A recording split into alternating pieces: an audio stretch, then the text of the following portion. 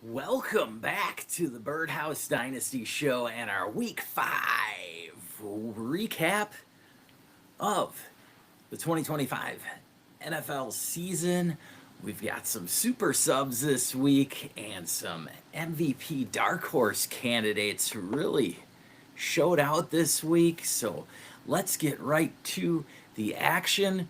We're gonna get things started off. I think let's do. Did you guys catch the Sunday night game? We got a great Monday night matchup tonight with the Chiefs visiting Jacksonville. Last night was a real nail biter. At the end, we had New England traveling to the Buffalo Bills. Let's get this one shared for you. And there we go.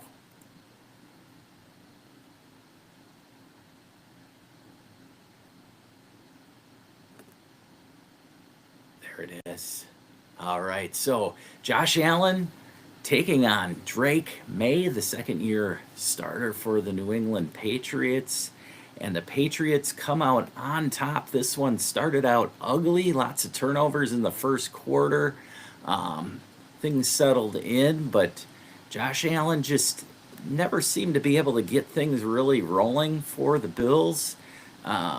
He finished with 53 yards rushing on the ground, but they contained him very well.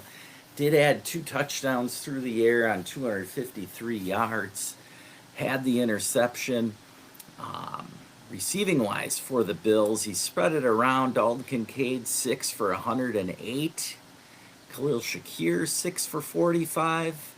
And Keon Coleman had 4 for 23 and the touchdown. Curtis Samuel added the other touchdown. Like I said, though, the Bills just couldn't quite get it going on the ground. James Cook with a rough night, 15 for 49 only, and then didn't add anything through the air. So James Cook with a disappointing evening. Now over to the Patriots, who pulled this one out with a gritty performance. Started off ugly on the ground with them. Ramondre Stevenson fumbled once again. So then they went to Antonio Gibson, leaving our boy Travion Henderson on the bench. Super frustrating.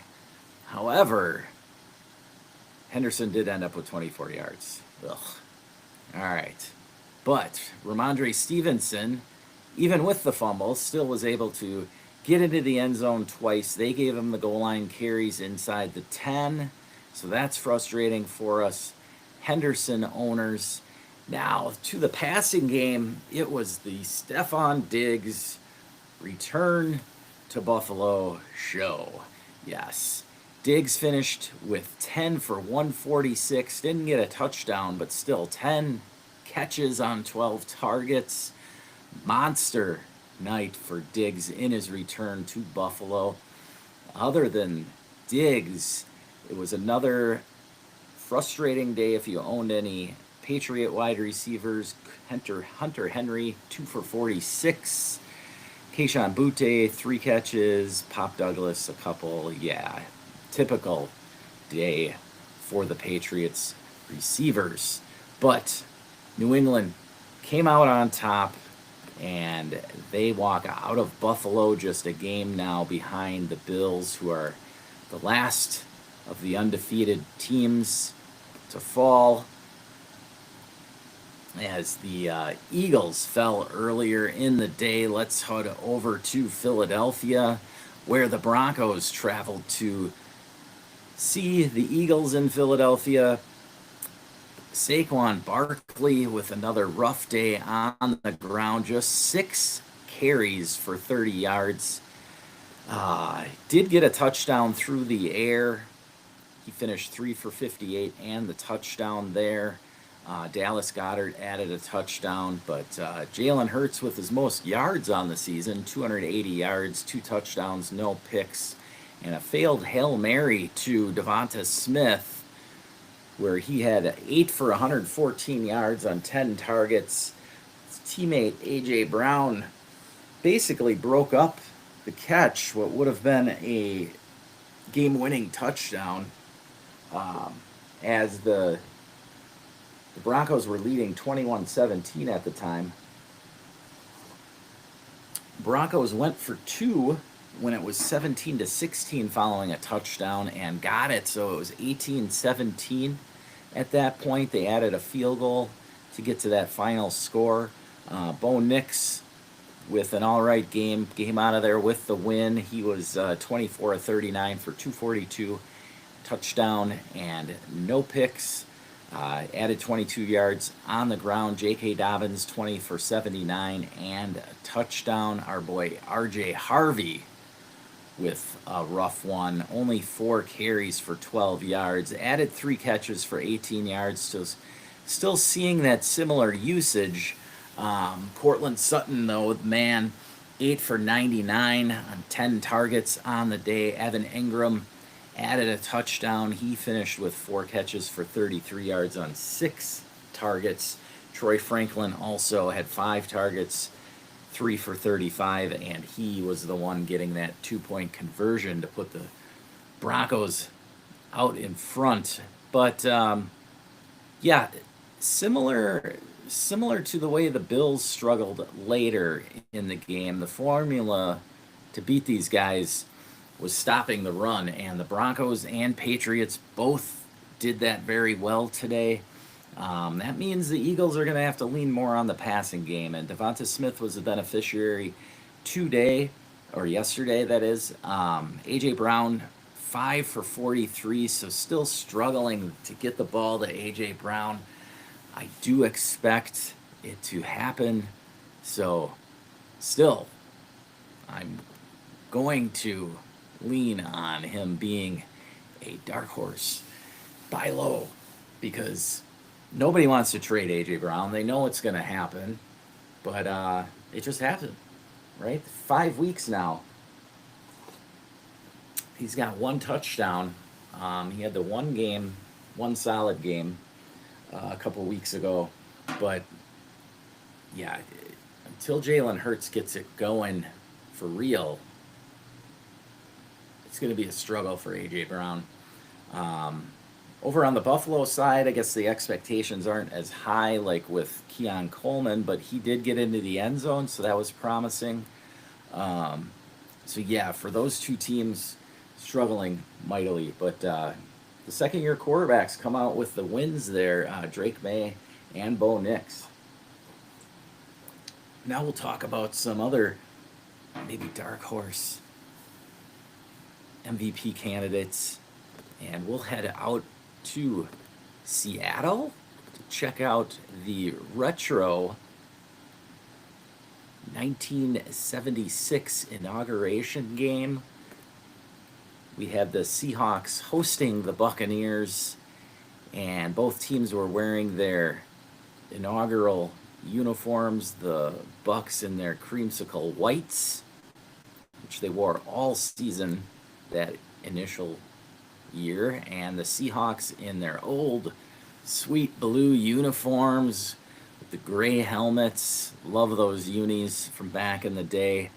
And this one was a wild one. Whew. Started off only 3-0 in the first, and then the Seahawks got a touchdown right before the half to cut the lead from 13-0 to 13-7. Then the fireworks really started in the third quarter. Seattle jumped out onto the lead. Tampa came back with a bomb to Emeka Egbuka, got him down inside the 5-yard line, and Rashad White got into the end zone, making it 35-35. Then Sam Darnold threw a pick with under a minute to go, giving the Bucs the opportunity. They ran the clock down, getting a first down, and kicked the game-winning field goal by Chase McLaughlin. Stats: Baker Mayfield, just a monster. 29-33 for over 375 yards, 379 to be exact. 2 touchdowns, no picks. Rashad White, super sub, for Bucky Irving. Just 41 yards on the ground, but 2 touchdowns, added another 30 yards through the air, so 71 total yards and 2 touchdowns for the backup running back, getting back into the mix here with Bucky Irving's injury. Sean Tucker did not steal much, just 3 carries for 3 yards there. Lemke Ibuka, though, 7 for 163 and a touchdown. What can we say, man? This kid, he's the first one to ever go over 25 catches and 5+ touchdowns in his rookie season to start the first 5 games. So, yeah, Ibuka has surpassed even my own expectations as a Bucs fan. I am absolutely loving it. You have to be too. Man, he's going to be hard to buy out there in the streets of Dynasty Land. Over to the Seahawks, Sam Darnold did not have a bad performance until that final minute with the interception. Before that, though, 28 of 34, 341, 4 touchdowns, and then that 1 interception. Kenneth Walker looking his explosive self, 10 for 86, and getting the touchdown stolen by Zach Charbonnet, of course. Just killing us, Kenneth Walker owners. Charbonnet, 36 yards and the touchdown on the day. Jackson Smith and Jigba, him following with his fellow Ohio State wide receiver Ibuka. JSN 8 for 132, had a 53-yarder and a touchdown on the day. That one in the back of the end zone. Cooper Kupp, 6 for 59, so an all right day for him. AJ Barner, though, big deal here. 7 for 53 on 7 targets, 2 touchdowns for Barner on the day, and then Torrey Horton added the other touchdown. So Barner, somebody who, with that kind of target share, I think you can safely, scoop him up to actually play, not just as a waiver stream that you're looking to just hopefully get into the end zone. Barner's actually getting some decent run there as the tight end in that offense for the Seahawks. All right.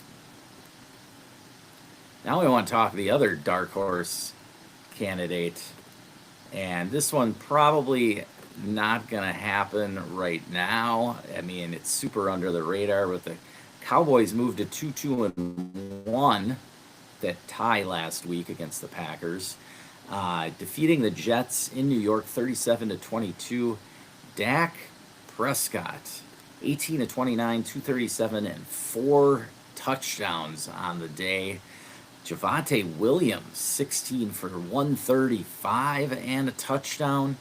He also added a couple yards on the ground, but yeah, a huge day on the ground for Javonte Williams. George Pickens got in the end zone. Jake Ferguson, 7 for 49 on 9 targets and two touchdowns for Ferguson, reaping the benefits of CeeDee Lamb's absence. Pickens there, just 2 for 57 this week. Not a monster performance like last week, but did have the big 43-yard touchdown. So still helping get you into the win column if you had Pickens in your lineup. Justin Fields, not a terrible fantasy day, but of course the Jets fall to 0-5 here. Leading contenders for the number 1 pick next year. Garrett Wilson, 6 for 71 and a touchdown. He got in. The Cowboys had this one in the bag early. This was all garbage points. Breece Hall, 14 for 133. So in spite of a decent run game, Jets couldn't find the end zone early, and this one was a blowout from the get-go. All right. The Cowboys scored 20 in the second quarter, and so it was pretty much over by halftime here. But yeah, Dak Prescott looking solid. Baker obviously a little bit more of an MVP candidate with the Bucs being 4-1, Bucks playing through a lot of injuries. They're still waiting for Mike Evans to get back. Let me double check. I just wanted to see. Chris Godwin played, but yeah, just 4 targets this week. Sterling Shepard got the other touchdown. It was Ibuka, and really Rachaad White had an awesome performance all day, helping carry that load with Bucky out of the game. Now we'll head to the early game over in London, where the Vikings took on the Browns, and Jordan Addison got suspended for missing a walkthrough for the first quarter, but he bounced back with a touchdown late, going 5 for 41 with that touchdown, sealing the win for the Vikings. Carson Wentz 25 of 34 and that one touchdown. Jordan Mason added one on the ground. So he finished with 52 yards. Cam Akers with a 32-yard flea flicker to Josh Oliver, that was. Yes, Josh Oliver getting into the mix. He was 2 for 35. Get you that cheap touchdown. TJ Hawkinson 6 for 38, so an okay day. Justin Jefferson just, showing up for business. 7 for 123 on a ho-hum 7 for 123 day. Not too many guys you can say that about, other than maybe his old college teammate Jamar Chase, who we'll talk about later. Quinshon Judkins with another stud performance, 23 for 110. Didn't get in the end zone, though. Dylan Gabriel with his first start looked pretty solid, honestly. 19 for 33, 190 yards, 2 touchdowns, one of them early on to Harold Fannin. Later got one to David Njoku, so the splits kind of flipped here between Njoku and Fannin. Njoku ended up with 9 targets this week. Isaiah Bond, you can see here, 8 targets, but just 2 catches on those. But that's very promising to see for the rookie, the 8 targets there. Jerry Jeudy, another disappointing performance to his disappointing start for the 2025 season. Jeudy just 2 for 15 on the day. But yeah, good to see Quinshon performing, and Justin Jefferson with another solid day there. All right. Moving on, we'll head over to Indianapolis, where it was all Colts. This offense just continues to hum. Daniel Jones running things smooth. 20 and 29, 212, 2 touchdowns. Another day at the office for Danny Dimes. Jonathan Taylor got in the end zone 3 times, as this one was not a contest. Just 66 yards, but those 3 touchdowns I'm sure will help you. Amir Abdullah added a late cheap touchdown. The 2 touchdown passes went to Tyler Warren and Michael Pittman. Pittman with 5 for 39 and the touchdown, so a decent afternoon for him. Josh Downs going 6 for 54 and Tyler Warren 4 for 44 on the day. Jonathan Taylor adding another 3 catches for 20 yards on the ground. All right. Anthony Richardson sighting even in this one. 1 for 2 for 9 yards. Of course, he ran the ball too. Oh no, he caught a pass. Caught his own pass. Why does that not surprise me? Jeez. Even in a 40-6 blowout. Anthony Richardson. Geno Smith on the other side. Rough day at the office. 25 of 36. 2 for 228 yards. No touchdowns, 2 picks. Target-wise, with Brock Bowers sitting this one out with the knee injury, I think that's probably best. He looked like he was struggling the last few weeks trying to tough it out. So he sat this one out. Trey Tucker led the way with 62 yards through the air. Ashton Genty with 14 carries for 67 yards. on the ground. But again, the Raiders just never were in it. The interceptions cost them early, and yeah, it was 20-3 at the half, 40-3 by the end of the third quarter.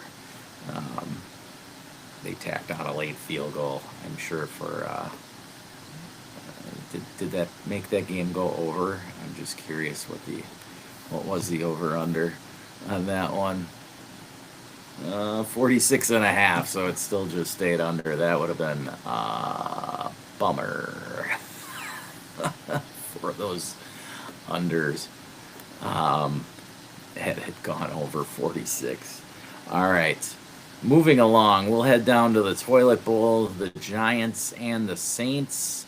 Of course, the Giants now with Jackson Dart starting have some promise, but then Malik Neighbors went out. So Jackson Dart had a mixed day. Started off hot, 26 of 40, 202 yards, 2 touchdowns, both to Theo Johnson, 6 for 33 on 7 targets.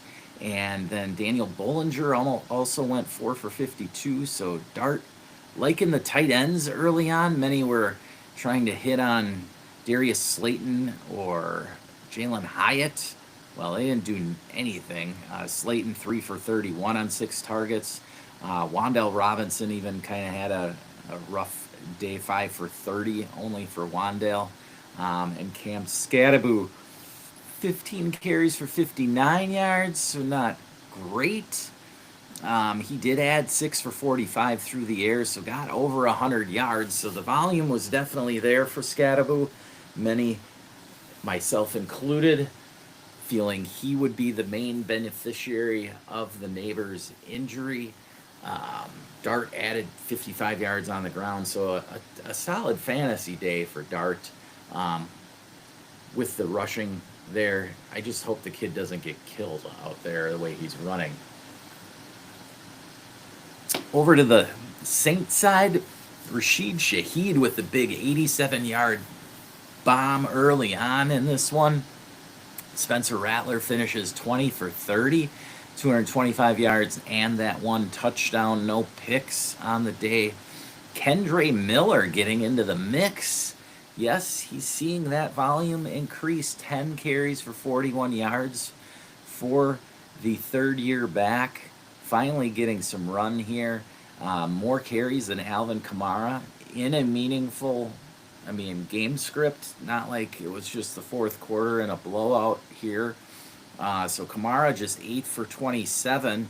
Did add 4 for 28 through the air for them. Chris Olave continuing to see that massive volumes in targets. He had 11 targets on Rattler's 30 attempts, so that's over 33%. And just had 7 for 59, though. That 59-yard total is his season high. So Olave getting the volume, but it's super ugly, the volume he's getting. Juwan Johnson, not a great day here, 2 for 17. But the Saints come out of it with the win. They move to 1-4. The Giants fall to 1-4, but they're still both ahead of those Jets. Yes. All right. Next up, we will head over to the Carolina-Miami game. Of course, this one, the first one for the Dolphins, following the Tyreek Hill gross injury. So Tua goes 27 of 36, 3 touchdowns, one of them to Jalen Waddle, who finished the monster top 5 week. 6 catches for 110 yards. He gets the spike week here. Waddle going forward, controversial whether he'll be the man now finally or not, but at least for the first game, it looks to be that way. He had 9 targets out of the 37 pass attempts, so 25% target share. Malik Washington, many hoping this was his big break. Well, he had 4 catches, but 0 yards. He must have lost because he had a long of 8. He must have lost a ton of yards, but I don't know if it was a lateral play that crushed him or what here. But Devon Achane just 10 for 16 on the ground, but did add 6 for 30 through the air and a touchdown. Darren Waller, the baller, he stepped up 5 for 78 and a touchdown. So maybe last Monday night wasn't a mirage. He now getting into the mix. Waller was 78 yards and a touchdown there. So yeah, I mean, if Waller's still out there on your waivers, definitely scoop him up. I know people scooped him up. He was taken in all of my leagues in the offseason. Then he missed week 1, then missed week 2, and so some people dropped him. So now I would hope he got picked up after the 2 touchdown game. I mean, even if you think he's just old and not going to do much with the Tyreek Hill injury, he was bound to see at least a couple more targets. And so that happened, and I would be on Waller now. Over to the Panthers, we had the biggest rushing performance of the 25 season so far.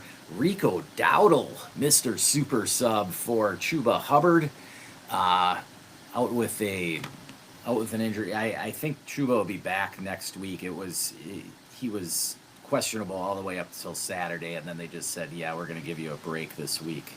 I'm going to try and make sure. I can't believe I can't remember what his injury was. I've got him on enough teams. Jeez. But anyway, Rico Dowdle with 23 carries, 23 yards, 9 yards a carry, had a 53-yarder and a touchdown. Monster day for Rico, 3 for 28 on the ground or through the air as well. Let's see here. Chuba. Excuse me. Pardon me. It's his calf. Yes. So that's right. It popped up during the week, and yeah, so that's definitely something to monitor day to day. Rico Dowdle definitely. If you didn't get him, I can't imagine he still was on waiver. I mean, he was one of those backups that should have been rostered anyway, even in smaller leagues. So yeah, good luck bidding on him next week if he's available. But otherwise, it looks like Dowdle, with a calf injury, that's a tricky injury. It's possible that he does get the start next week there. Bryce Young, 19 of 30, 198 yards, 2 touchdowns, and a pick. Those 2 touchdowns went to Xavier Legette in the back of the end zone, and then rookie Mitchell Evans bouncing over linebacker into the end zone for his touchdown there.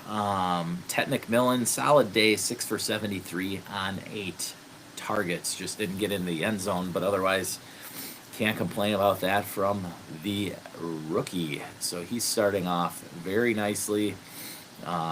Sort of a soft buy low maybe, because maybe somebody's frustrated with him not getting in the end zone and not scoring mass points yet. But 13 points in a full PPR, whatever, it's nothing to sneeze at. So although I just did. But yeah, Tet McMillan, if you can go out and acquire him, maybe you've got a higher point producing veteran, like a Devontae Adams or somebody that a contender feels like they're going to trust more. You could package them together. Any way you can get Tet McMillan, though. I love the usage so far. Trinity score, if you're familiar with that. Tet is getting things done. He's getting open. He's a good route runner.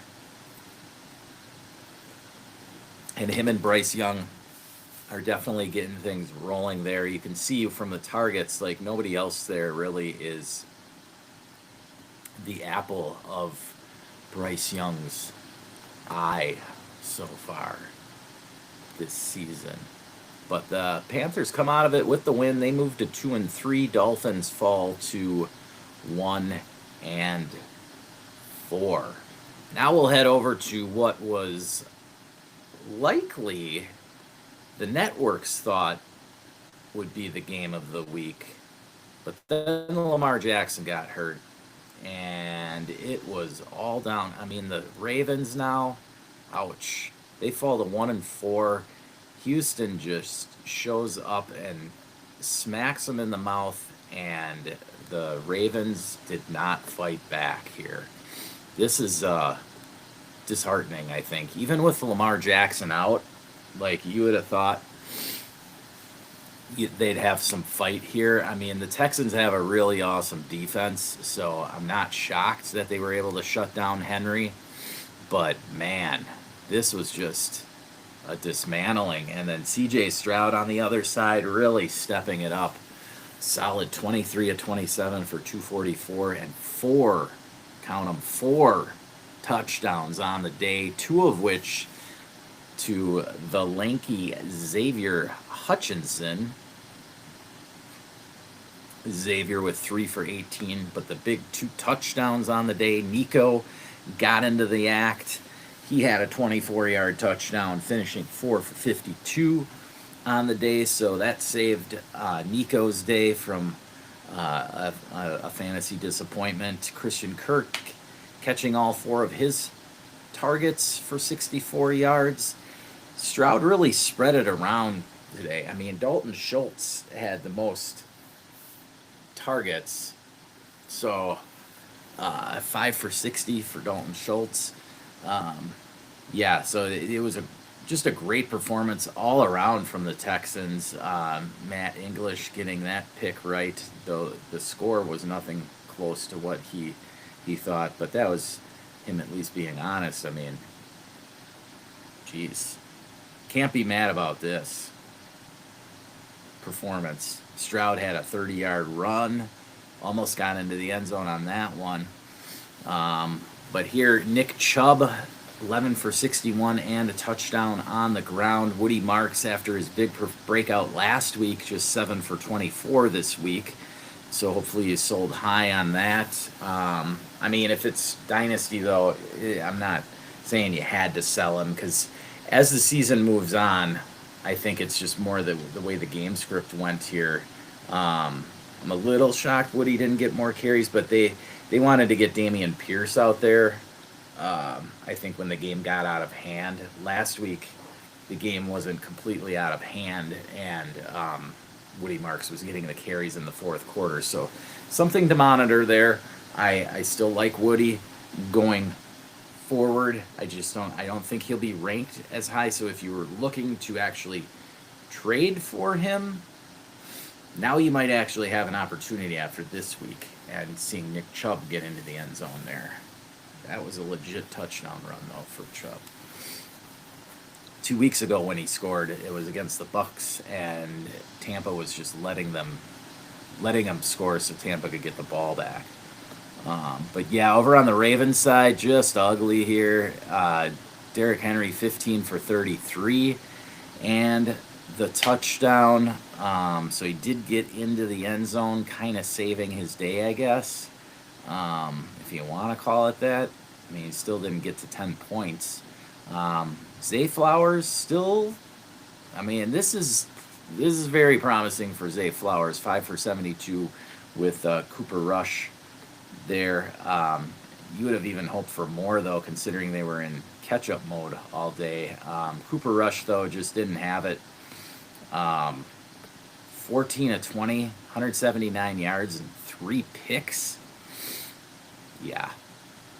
This Texans defense was just too much for Cooper Rush to handle today, and that really boils down to what the story was. They shut down the run and forced Cooper Rush to beat them, and yeah, did not happen. Did not happen here. And Mark Andrews, just 2 catches for 22 yards.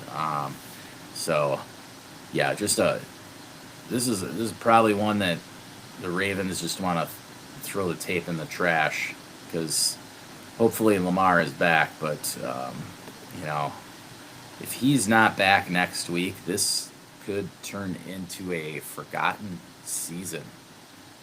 Yeah, that's how bad it's getting for Baltimore. I mean, they had so many close losses, and now the levee broke here against the Texans. yeah, they need Lamar back ASAP here. Moving along to another,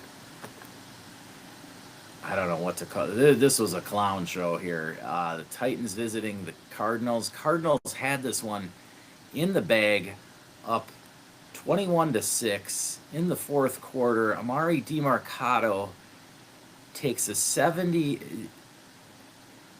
They hiked it from the 28, so it was a 72-yard touchdown run to the house, but drops the ball, 80 Mitchell style, at the goal line, and kicks it through the end zone. And from that point on, it was just disaster for the Cardinals. They intercepted Cam Ward on the next drive inside the 10-yard line. The D-back fumbled, and it rolled into the end zone, and Tyler Lockett fell on the ball. So that gave the Titans hope, bringing it to a, what would have been, it was 21-12 then at that point. Then the Titans drove down and got another score here. I just want to look at the scores so I get the touchdowns in the right order here. No, I'm sorry. Pollard scored the touchdown before that with 10 minutes to go to make it 21-12. That disaster that rolled into the end zone and Lockett fell on was with just 4 minutes and 53 seconds to go. And then the Cardinals, they could not get a first down, gave the ball back to Cam Ward, and Cam Ward hit Calvin Ridley down the sideline with a monster play, getting them into field goal range as Sly was able to, right? Joey Sly, yep, that's their kicker. Joey Sly with the big beard, he was able to kick the game winner and get the Titans their first win. So now we have the lowly New York Jets sitting all alone at 0-5. We no longer have any unbeaten teams, but we have one winless team left. Now we have the Titans joining the, let's see here, the Giants, the Saints, the Raiders, the Browns, all at 1-4. Miami at 1-4 as well. So those teams all struggling, but the Jets are in the lead for that number one overall pick in the 2026 class. All right, let's head over to, we got two more late games to go over. Starting with the Lions traveling to Cincinnati. And this one was all Lions. The Bengals tried mounting a comeback late, getting 21 points in the fourth quarter, but the Lions, it was just too much. Jared Goff, solid day, 258 and 3 touchdowns, no picks. David Montgomery getting a touchdown on the ground. Jahmyr Gibbs, touchdown through the air. He finished with 87 total yards. Isaac Tesla gets into the end zone. Brock Wright into the end zone off of a David Montgomery trick pass. So Montgomery actually getting 2 touchdowns on the day with that touchdown pass. Amon-Ra just another day at the office, 8 for 100. Didn't get into the end zone, though, so that's unfortunate for Amon-Ra owners. But, yeah, Sam Laporta getting a flip touchdown, 5 for 92, and the touchdown there for Laporta. Over to the Bengals, Jake Browning just, he doesn't have it, man. I don't know what the Bengals want to do to try and maybe save this season, because now they're 2-3. I don't know if they want to make a deal for somebody like Winston or Russell Wilson from the Giants. It's possible. I don't know if either of them are going to save this season, though. But at this point, anything could be better than Jake Browning. Browning started off awful. I mean, his numbers look okay with the 3 touchdowns, but those were all in the fourth quarter after he had 3 interceptions already. Jamar Chase saving his day with 6 for 110, getting 2 of those 2 touchdowns in the fourth quarter. So Chase has been all right fantasy wise. T. Higgins, even though he got the 1 touchdown, I know, 3 catches on 7 targets. Just him and Jake Browning just don't mix well. Chase is still getting garbage stuff, but man. And then the biggest loser of them all right now is Chase Brown with the Burrow injury. Chase Brown just really struggling on the ground, 8 for 27. I don't think they're just going to plug somebody else in. It's not like they're going to plug Taj Brooks or Zach Moss off the street in there and do any better. This O-line just can't get it done. And maybe that's why they're giving Browning all this. I don't know. I mean, where are they going to turn to, right? So, yeah, the Bengals are just struggling offensively. Yoshivas did get 5 for 82 as the third wide out there. So I'll note that. But, yeah, T. Higgins to me is the biggest. Sorry, him and Chase Brown are the biggest strugglers from this new offense without Joe Burrow for the majority of the season. So this could create a nice buying opportunity for Chase in a dynasty format if you're not a contender, because a contending team might look to split up Chase. I don't know. It's hard to say. If you have Chase and Burrow, you've probably already gotten screwed this year, and you're sitting at 1-4, or like 2-8 now, or 3-7 in median league. So Chase is somebody you're just gonna have to eat it and hang on to.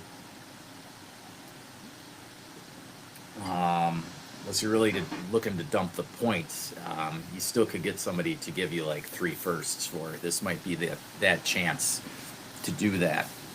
All right. But with Puka exploding and Chase going down, and Burrow going down, I think Puka is definitely the dynasty wide receiver 1, with Jefferson right behind him, and then Chase now at number 3, I would say. And then we'll have CD coming back with a hot Dak Prescott. That'll be interesting to see when CD gets back. Do you think it's a good idea to target young players who have played well, but whose fantasy production hasn't reflected it yet? I'm thinking somebody like Tet right now. Okay, so Tet's look great on tape, but the fantasy points haven't popped yet. I feel there's opportunity to trade for him for cheaper if the owner hasn't been watching the game. Yes, absolutely. So I alluded this. Thank you, Alan, for your comments. Appreciate it. Yes, so I alluded to this during my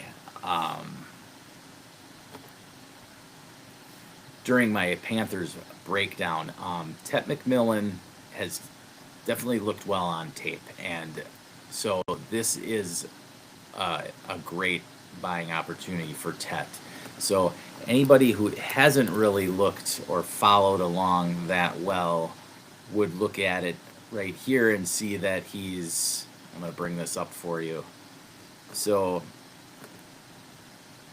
right now he's sitting at wide receiver 26 on the year, which, I mean, for a rookie 5 weeks in, that's not terrible, okay? He hasn't been doing what Emeka Egbuka has done, right? So this is kind of like Marvin Harrison last year, except that Tet's actually looked better on tape, okay? Tet's actually getting the targets. He doesn't have somebody like Trey McBride eating up a bunch of the targets from him, okay? Him and Bryce Young are actually clicking, all right? So that said, he hasn't gotten into the end zone, okay? So he hasn't had a pop week yet, right? See, no touchdowns, but yet he hasn't had less than 8 targets in a single week. So the touchdowns will come. Touchdowns are a fickle thing in the NFL, but yeah, you see here, 18.5 points is his season high. And then technically this week was his next best game. Well, to be honest, I like these numbers: 5 for 68, 6 for 100, 3 for 48 only week 3, but then 4 for 62 last week on 8 targets, and then 6 for 73 this week on 8 targets. His yards per catch are decent, and I mean, look, this week's were his lowest yards per catch. All I'm saying is, yes, definitely kick the tires, especially if you're rebuilding and you didn't draft Tet, and you've got, like I was alluding to, if you've got a Devontae Adams, if you've got a veteran that's actually producing, get those points off your team if you're looking forward to 2026. We're in week 5 now. If you are 500 or below, you got to be honest with yourself. If you're 500 or below and you're in the bottom half of the league in points scored, all right, meaning that some leagues they'll give the 7th playoff spot to the highest remaining point scoring team, all right? But if you're out of it, like you're 500 and you're bottom 3 or 4 in points scored, that means that you're just lucky to be at 500, okay, points wise. So start looking for towards 26. If you're 2-2, that means you still won a couple games. You got something going on, right? So yeah, I just think that Tet's a good buy right now if you can go ahead and acquire him, especially for someone in his play type with his build. Absolutely, he should be a tight end monster. It's probably that he's just getting extra coverage because of him. I mean, I haven't broken down their red zone plays, I'll say that. But are there any other rookies that come to mind as good buy candidates right now for the same reason? Yes, I would say Travion Henderson's one, and so is R.J. Harvey. And then Woody Marks didn't have a great game this week, but again, that game was such a blowout. I think they wanted in the fourth quarter, as opposed to last week when they actually ran Woody Marks in the fourth quarter because it was a closer game. This week, they just handed it to Dameon Pierce 7 times in the fourth quarter. So I would look at those main rookies. Quinshawn's going to be damn near impossible to buy now with his explosive start. And then Ashton Genty, I'm lukewarm on right now. Ashton Genty, they have a terrible offensive line. He did have 3 touchdowns last week. Now this week, still got 67 yards in a blowout. So Genty, I'm kind of 50-50 on. You really, the problem with Genty is if you're buying it from the guy who drafted him 101, he's still going to want a ton. So it's really hard to sell me on paying that much for Ashton Genty right now. That's not something I'm exactly looking to do. But yeah, I would definitely. I'm looking at R.J. Harvey and Henderson now with Antonio Gibson from the Patriots being banged up. He had to leave the game last night, so that could it definitely opened more opportunity up for Henderson until they got inside the 10, and then then Vrabel showed his true colors with the veterans and still pounded Ramondre in. But we're talking dynasty here, and so Henderson, while he hasn't gotten the volume yet, the key is that he's at least getting on the field. Same with R.J. Harvey, right? He didn't have a great game this week, but Monday night he was awesome. You could see the explosiveness, and he's more explosive than Dobbins. Same with Henderson, that he's more explosive than Ramondre Stevenson. And a lot of times these veteran coaches who are smart, like Vrabel's a good coach and Sean Payton's a good coach, they're going to use these rookies when they need them. They want them there, and they're getting them experience right now, but they also want to win ball games, right? And so with Vrabel, it's a little surprising, but at the same time, it's not like he's just going to turn the whole ship over to some rookie on Sunday Night Football when Gibson goes out and then they get inside the 10. I was really hoping that Henderson would get a look inside the 10, but he didn't. He did a few weeks ago. He got a goal line carry inside the 5. But yeah, it's going to be a wait and see here. I think that both of them though could really pop late in the season, as could Whitty Marks. Right now, he's getting the run. We'll see Bashul Tootin tonight. Bashul Tootin, another guy who's flying under the radar because Travis Etienne's having such a great start to the season, and I really think that Etienne can keep the job all season long. So I'm not so much in on. I mean, I don't hate buying Tootin, but I would look at buying the other guys first, because the other guys can actually overtake the show. The last, starting in week 10, let's say, that second half of the season, you could see Henderson, Harvey, and Woody Marks be the guys in their backfield. Nick Chubb's a solid veteran. J.K. Dobbins, when healthy, is solid. He's going to get his run. The Broncos are going to be a two-back system regardless. The Patriots, it's a two-back system. That's what Vrabel runs, okay? And Travion Henderson, to begin with, he never carried the load by himself at Ohio State to begin with. So I don't expect that to all of a sudden happen here in the NFL, especially not his rookie season, okay? But both of them are good buys yet because they haven't popped truly yet. Yes, they've scored touchdowns, but they haven't had a monster 100-yard plus performance yet, okay? Woody Marks had that last week. Now he didn't do much this week, so this creates possibly another. You can sneak in low one last time here for Woody. But tonight, watch Bashul Tootin, and don't forget about Brashard Smith.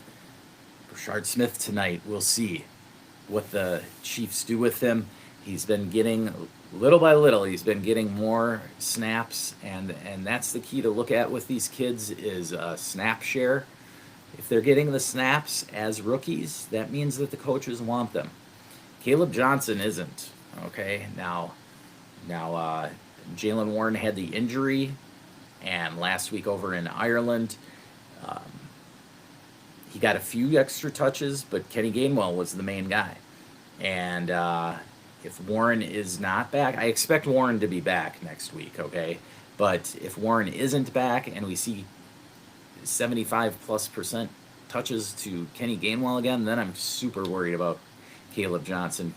Caleb Johnson, again, he's on a squad with a veteran head coach that likes to play the veterans. That's why Gainwell's getting the reps. Caleb Johnson you could buy dirt cheap right now. And so he's the one that you really buy if you're looking for super cheap. It's Caleb Johnson, okay? So you can still get in on Caleb Johnson or Brashard Smith right now. Those would be the ones that are not free, but almost to the point that they're free, right? Because you could offer a third rounder for Caleb Johnson, and you really shouldn't get laughed at because for what he's done, a third is, if you're looking to get out, that's, I don't know. I'm not trading him away for a third, I'll put it that way. But a second, I don't know. Depending on the team, I might entertain it. So I hate saying that, but it's true. So great questions, Alan. Thank you. Any other questions? As far as rookie wide receivers go, trying to roll down. Tet's gone under the, taking kind of a backseat to Emeka Egbuka in his hot start. Travis Hunter is definitely somebody I'm buying. And we might see it tonight, a breakout on Monday Night Football. We might not see it till week 13 or 14, though, for Hunter. Who knows? He's more of a long-term investment. I'm definitely not telling you to buy him on a contender. That's not the look unless you've got extra picks laying around or room to just do something like that. I did buy him on a contending team, but that's because the price I was able to get him for, I loved, and I got him for a first. It was my 27 first, but banking on that one being late, and I just wanted to stay young at wide receiver, and I figured, if I could get him for just a second, really, that's something that I like doing. That reminds me there, Ollie Gordon in Miami. He was hot in the preseason, got a little hype leading up into weeks 1 and 2 there, and now he's kind of fallen back down. But Ollie Gordon still getting touches there in Miami, and a little promise to that offense, but I'm not. Again, Ollie Gordon's more so somebody that I want to toss into a deal as some fluff to make the trade, push the trade through, right? That's more what I'm looking at doing with Ollie Gordon, rather than buying into him. Like if you compare Ollie Gordon to Tootin right now, right? They're both behind somebody else who's performing well. I think Tootin is the better buy because Achan's going to be there next year in Miami, while Travis Etienne, unless they re-up him, which is a possibility, and they want to run that two-headed monster. But if they let him go, then that opens the door up for Tootin to more opportunity next season. Now, I'm not saying they wouldn't bring in somebody else, but Tootin's still set up for the potential second half boom this season. All right, the Jags are 3-1, taking on the Chiefs tonight. A huge matchup for them, especially for Trevor Lawrence here. He's struggled this season, yet the team's 3-1. So if he can pull out a win tonight and maybe get things going with Brian Thomas Jr., get things going, if he looks good through the air with BTJ and or Travis Hunter tonight, that could be really exciting for the Jags going forward. Because the thing is, yeah, they might be winning, but you want to win and give the defense something to get worried about. And if he gets Brian Thomas or Travis Hunter really going, that presents a problem for the defenses. Right now, they are focusing on the wide receivers, and Travis Etienne's been the biggest beneficiary. T-Law's really struggled. He doesn't progress through his reads well. He locks into the first receiver that he sees. So whatever the play call is that's what he's been going with. You just haven't seen the type of growth that I think pretty much everybody hoped they would have seen from Trevor Lawrence at this point.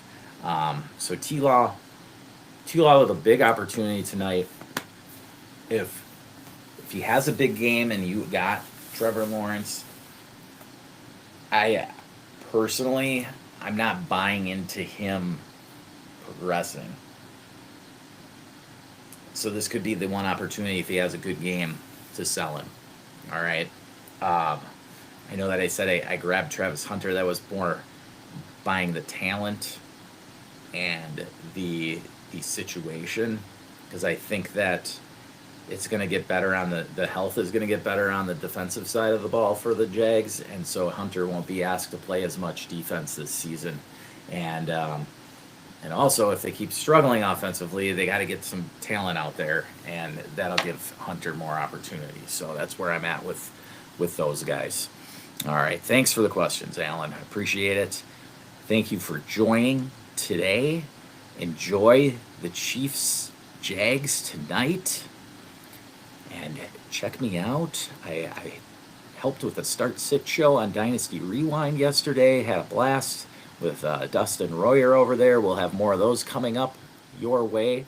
And tomorrow we're looking at doing the trade show on the Birdhouse with Matt English. He should be in here probably tomorrow morning. I think we're going to be doing it as of right now. So look forward to that. Enjoy your Monday football evening.